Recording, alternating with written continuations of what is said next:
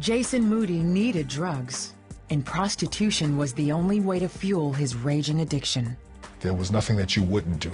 You're in a certain locale, and while you're there, you kind of hang out and, for lack of a better term, look sexy.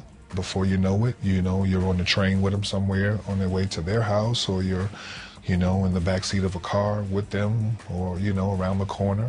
Jaycen didn't think he was worth anything anyway. When he was very young, Jaycen's parents divorced. Bumped between both houses, Jaycen was verbally and sexually abused. Over time, he began to believe the lies. I just got used to the ideal of being a nobody, not mattering, having no value.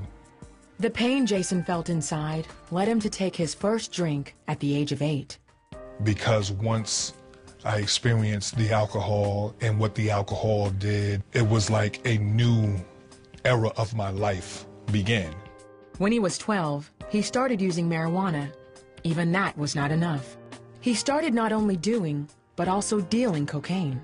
I could be anybody I want, because when you're in the street, have 15 bucks in your pocket and $20 worth of cocaine, you come across the right person and you can have them thinking that you are a rich drug dealer.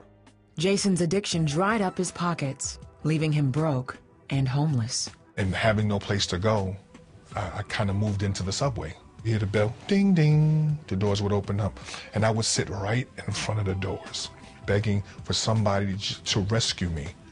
And not rescue me necessarily from the drugs or the alcohol, but just get me out of me.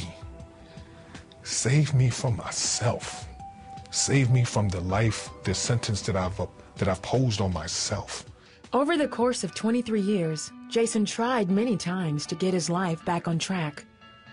Finally, in 2000, a friend named Cheryl offered him a place to stay and took him to church. There were times that she would look for me on the street and I would tell her, just go home. Let me die out here. Just let me die. And that's what I wanted. I wanted to die. Just let me die. Because you're wasting a lot of time trying to help someone who God doesn't want to help. Cheryl didn't give up on Jaycen. She knew God could transform his life and continued teaching him biblical principles. Part of Jaycen desperately wanted to live. I didn't believe that. I didn't believe that out of everything that I've went through, the near-death experiences, the almost overdosing on crack cocaine, that I was brought through all of that to live a meaningless and unproductive and a life that had no value. I refused to believe that. What I did was I challenged God. I said, if you are everything everybody says you are, this is your opportunity to make me a believer. This is your opportunity to fix whatever it is that has been so, because if you can fix me, you really are God.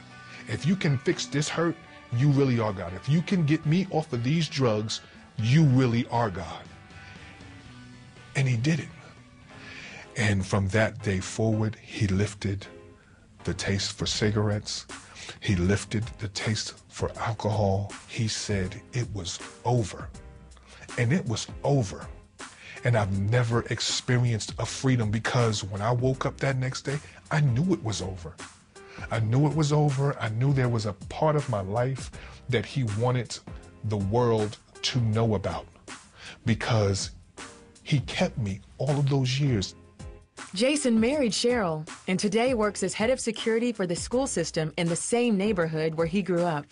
He restored not only my soul, but he restored my body. He said, the same people that watched you tear yourself down are going to be the same people that are going to watch me build you back up. They knew how bad you were. They're going to have to recognize that it had to be a God of all flesh that put you back together. He does his best work with those of us who need the most work.